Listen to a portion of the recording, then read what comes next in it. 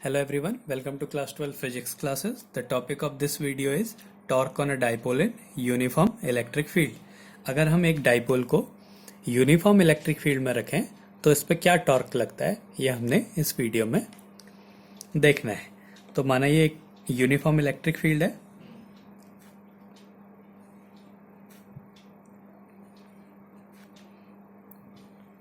ये uniform electric field है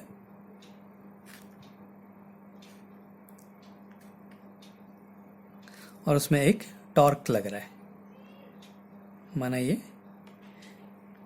एक डाइपोल है, माइनस क्यू प्लस क्यू, ये पॉइंट है, ये बी पॉइंट है। ये यूनिफॉर्म इलेक्ट्रिक फील्ड है। हमने निकालना है कि इस पे कितना टॉर्क लगेगा। इसकी लेंथ 2L है। तो टॉर्क से पहले हमें ये देखना पड़ेगा कि इस पे नेट फोर्स 0 हो और इसमें एक कपल ऑफ फोर्स लगे। और ये जो डाइपोल है ये इलेक्ट्रिक फील्ड से थीटा एंगल बना रहा है। ये एंगल थीटा है, तो हर जगह पे ये एंगल थीटा ही होगा। तो सबसे पहले हम इसमें देखेंगे कि इस पे नेट फोर्स 0 है या नहीं है। तो नेट फोर्स एक्टिंग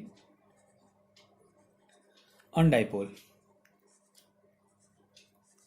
इस डाइपोल पे कितना नेट फोर्स लगा। ये यूनिफॉर्म इलेक्ट्रिक फील्ड की डायरेक्शन है। इसका मतलब यहाँ पे पॉजिटिव चार्ज होगा, यहाँ पे नेगेटिव चार्ज होगा, क्योंकि electric field lines positive charge से नेगेटिव चार्ज की तरफ जाती है। अब ये क्यू चार्ज है, प्लस क्यू चार्ज है, तो ये इलेक्ट्रिक फील्ड की डायरेक्शन में जाएगा, मतलब नेगेटिव चार्ज वाली डायरेक्शन में जाएगा। ये नेगेटिव चार्ज है तो ये पॉजिटिव चार्ज की डायरेक्शन में जाएगा, इसलिए इसका डायरेक्शन, जो फोर्स की डायरेक्शन होगी वो opposite to the direction of electric field होगी।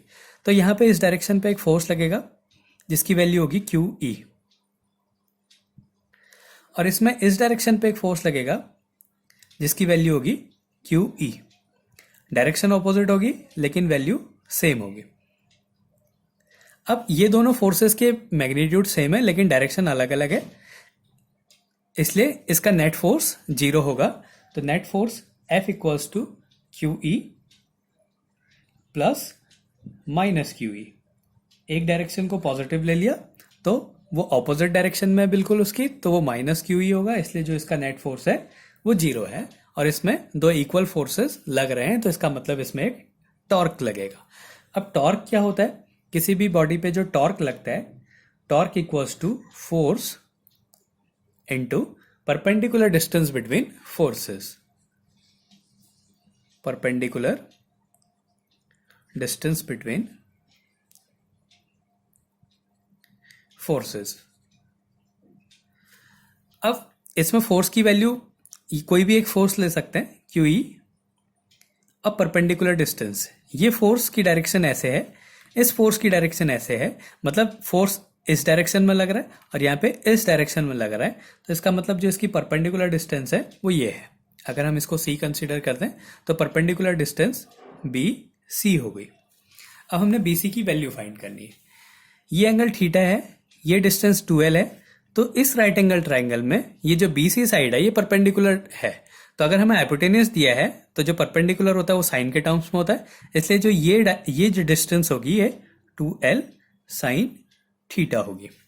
तो BC की वैल्यू हो जाएगी QL sine theta, 2L sine theta, तो QE into 2L sine theta. इसको थोड़ा सॉल्व कर देते हैं। Q इंटू 2L ई साइन थीटा। अब हमें पता है कि Q इंटू 2L जो होता है वो डाइपोल मोमेंट होता है, P ई साइन थीटा हो गया।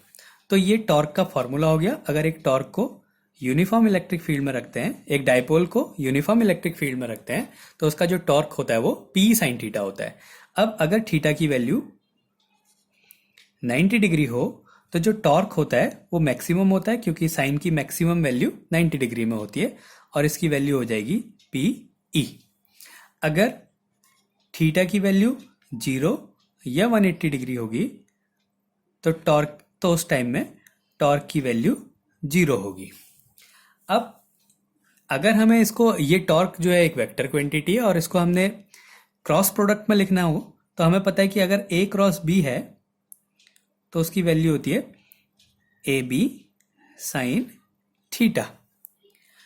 तो वैसे ही हम पी साइन थीटा को पी क्रॉस ई लिख सकते हैं, तो tau equals to P cross E, ये इसका वेक्टर फॉर्म हो गया। अब एक और क्वेश्चन आता है कि कब जो ये इक्विलिब्रियम है ये स्टेबल होगा और कब अनस्टेबल होगा। जो डाइपोल है वो कब स्टेबल इक्विलिब्रियम में होगा और कब अनस्टेबल इक्विलिब्रियम में होगा। तो पहले स्टेबल इक्विलिब्रियम,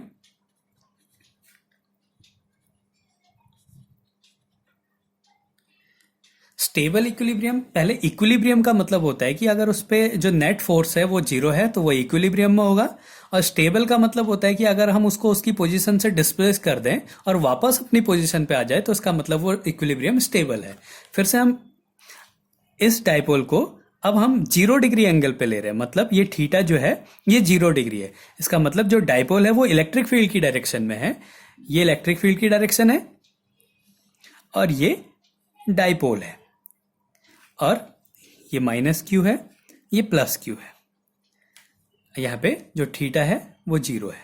तो इसमें फोर्सेस की डायरेक्शन क्या होगी, यहाँ पे फोर्स लगेगा क्यू ई इस डायरेक्शन में, और यहाँ पे फोर्स लगेगा क्यू ई इस डायरेक्शन में, ऑपोजिट डायरेक्शन है। तो इसका मतलब इस पे जो नेट फोर्स है वो 0 है, मतलब जो डाइपोल है वो इक्विलिब्रियम में है। अब देखना है ये स्टेबल है या अनस्टेबल है। अगर मैं इसको इसकी पोजीशन से थोड़ा सा डिस्प्लेस करता हूँ, ये पोजीशन पे ले आता हूँ, यहाँ पे फिर माइनस क्यू चार्ज है, यहाँ पे प्लस क्यू चार्ज, तो इसमें जो फोर्स लगेगा वो इसको वापस उसी पोजीशन पे ले आएगा। इसका मतलब जब थीटा जो है वो 0 डिग्री हो तो जो डाइपोल होता है वो स्टेबल इक्विलिब्रियम में होता है। अब फिर से दूसरा केस देखते हैं कि अनस्टेबल इक्विलिब्रियम कब होगा। अनस्टेबल इक्विलिब्रियम, अनस्टेबल इक्विलिब्रियम कब होगा, माना अब ये जो डाइपोल है ये 180 डिग्री पे है इलेक्ट्रिक फील्ड से, मतलब पॉजिटिव चार्ज इस साइड आ गया और नेगेटिव चार्ज इस साइड, इसको पूरा चेंज कर दिया ऑपोजिट डायरेक्शन में, और ये इलेक्ट्रिक फील्ड है। अब इसमें फोर्स की डायरेक्शन, ये डायरेक्शन इधर होगा फोर्स क्यू ई, और ये वाली की डायरेक्शन इधर होगी क्यू ई। फिर से डायरेक्शन जो है ऑपोजिट है तो इक्विलिब्रियम में है। अब देखना है कि ये अगर हम इसको डिस्प्लेस कर दें इसकी पोजीशन से, इसको ऐसे कर दिया, यहाँ पे प्लस क्यू चार्ज और यहाँ पे माइनस क्यू चार्ज। अब इसमें क्या होगा, जो ये माइनस क्यू पे चार्ज फोर्स लग रहा है वो इस डायरेक्शन में लगेगा और ये इस डायरेक्शन में लगेगा। इसका मतलब ये डाइपोल अब अपनी पोजीशन पे नहीं आ सकता, ये इसको घुमा के उल्टा कर देगा, इस डायरेक्शन में कर देगा। इसका मतलब ये जो इक्विलिब्रियम है ये अनस्टेबल इक्विलिब्रियम है। तो अगर थीटा की वैल्यू 180 डिग्री होती है तो वो अनस्टेबल इक्विलिब्रियम में होता है। मतलब डाइपोल अगर पैरेलल है इलेक्ट्रिक फील्ड के तो वो स्टेबल इक्विलिब्रियम में होगा, और एंटी पैरेलल है तो वो अनस्टेबल इक्विलिब्रियम में होगा। तो इस तरीके से हम किसी डाइपोल को इलेक्ट्रिक फील्ड में रखने पे उसका जो टॉर्क है उसको हम फाइंड कर सकते हैं।